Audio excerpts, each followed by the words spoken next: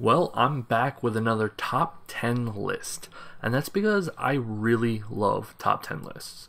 Even before I decided to start making Let's Play videos, I originally wanted to make top 10 videos because they are the perfect combination of informative and entertaining to me.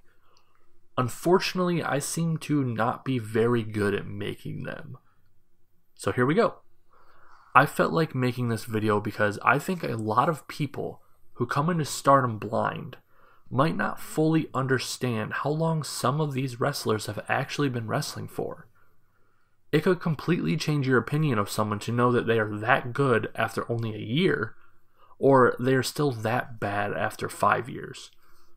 I'm not making this video to change people's opinions, but I would like to shed some light on how little most of the roster has actually been wrestling for. I am only going to use people who are signed to the promotion, as I couldn't really come up with a good way to include people not signed. I thought of maybe just having Japanese women only who have wrestled in Stardom. Where is the cutoff point though?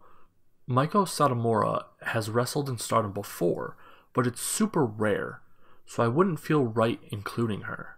This also means I had to leave out people who are practically Stardom wrestlers with how much they wrestle there, like Kaori Yoneyama and Natsu Sumire. So sorry if you were looking forward to seeing them on this list. Also, some clarifications are needed. I am only counting from their pro wrestling debut to current day. Anything they did before their official debut will not be counted, as info on that is both inconsistent and not properly documented for the majority of these wrestlers. So, with all of that said, let's get to it. Natsuko Tora is someone who has progressed incredibly well in the last year.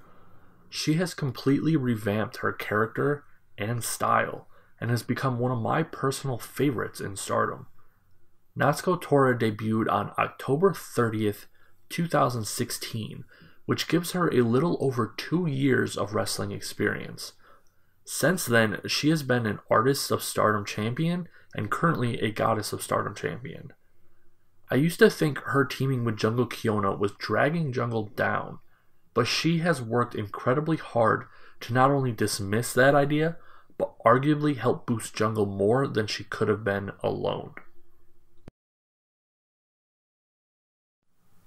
Tam Nakano comes in at number 9. She has, from the very beginning, been welcomed into Stardom from fans. She is one of the few people on the roster who didn't start out in Stardom, but came later. Her official debut was on July 18th, 2016, which gives her about 2 years and 4 months of in-ring experience. The thing about Tam is that what's special about her comes not only from her time before Stardom, but her time before wrestling in general. Tam is trained in martial arts, and that has influenced her wrestling style, being one of Stardom's almost pure strikers. She won people's hearts while being Odo Tai's manager, proving that she isn't only good at wrestling, her personality and appearance alone was enough to get people behind her. Since leaving Odo Tai, she has only skyrocketed, currently holding one of the artist belts and in an intense feud with Natsuko Tora. Jungle Kyona is next at number 8, which might surprise some people that she is so low on the list, since she is considered one of the big 4 right now in Stardom. Jungle Kyona debuted on November 15th, 2015, giving her 3 years.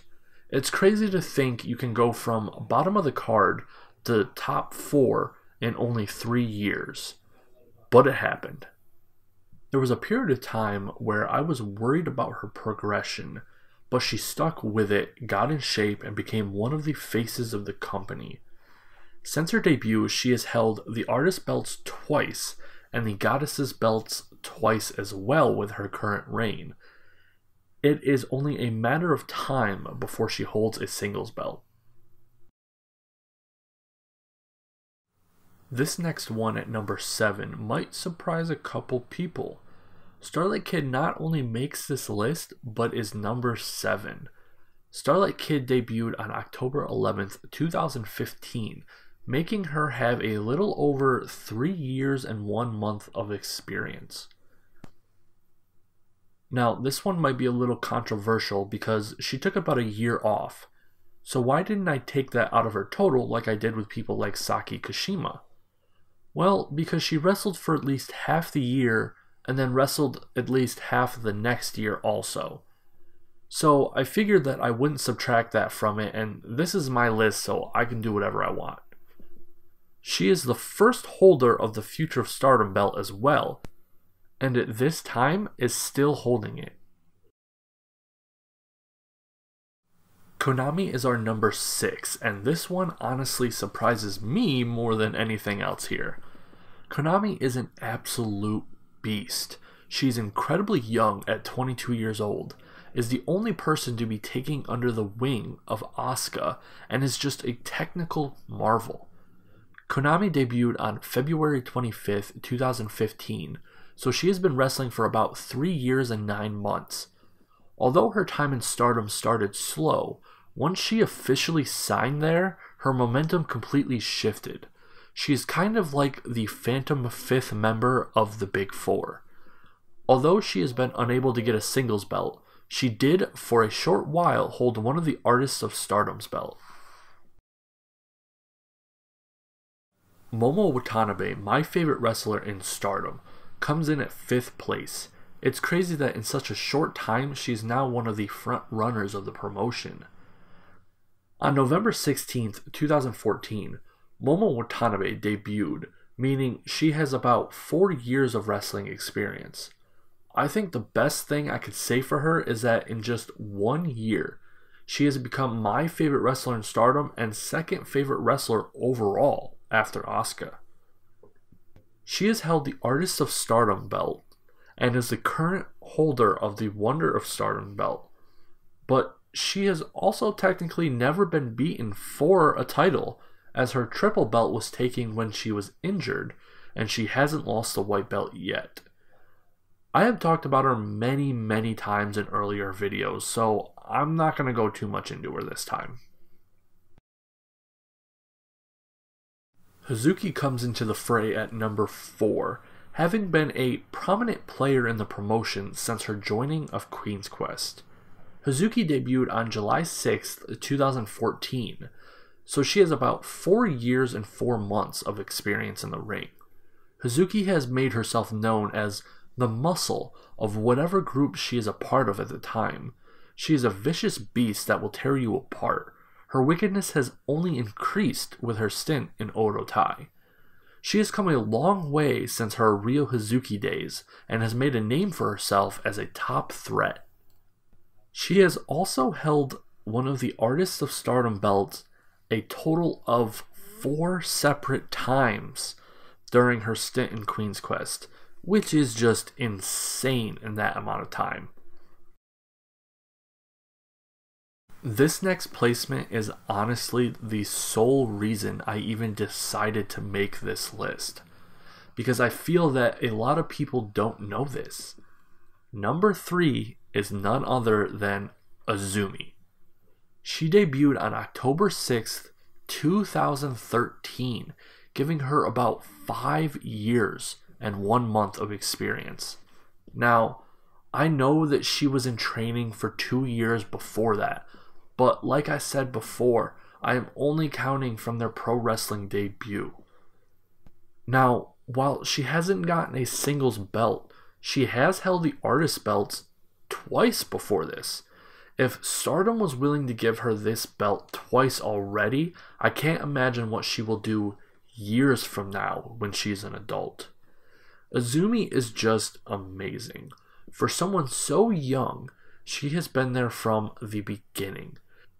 As this list proves, she has more experience than every other Stardom signed wrestler except 2 people. If that doesn't just blow your mind, I don't know what will. Mayu Iwatani comes in at 2nd place. Mayu really doesn't need too much of an introduction. She has been the main face for the company for many, many years.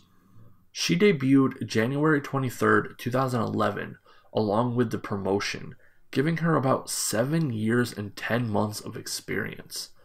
She is one of the original wrestlers of Stardom, and one of the daughters of Stardom.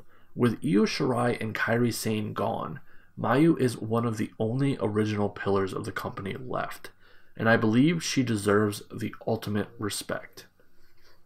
She has held the Artist of Stardom Championship 4 times, including her current reign, the Goddesses of Stardom belt twice, the High Speed belt, the Wonder of Stardom belt twice, and the World of Stardom belt. She is also the first and only person to hold both the red and white belts at the same time. Mayu is one of the best women wrestlers in the world, and she always puts on an amazing match. She bumps and sells like no one I've ever seen. Kagetsu is number 1 on this list, which shouldn't be too much of a surprise to most. Kagetsu debuted on August 24th, 2008, which gives her about 10 years and 3 months of experience. She has held the Goddesses belt twice, the Artist belt, and is the current holder of the World of Stardom title. Since she only recently signed to Stardom, I find the number of belts she has held in the promotion pretty impressive. She has been wrestling for a very long time, and it shows. She's easily one of the most skilled people in Stardom. It's clear with every match that she is incredibly technically gifted. So there you go, the top 10 most experienced wrestlers signed to Stardom. I mostly wanted to make this video because I wanted to know where Azumi placed personally, since her history is so weird. The fact that she is only 16 years old and is the 3rd most experienced person in Stardom is mind-blowing to me. So hopefully you all enjoyed this video. Let me know who was the most surprising for you to hear about.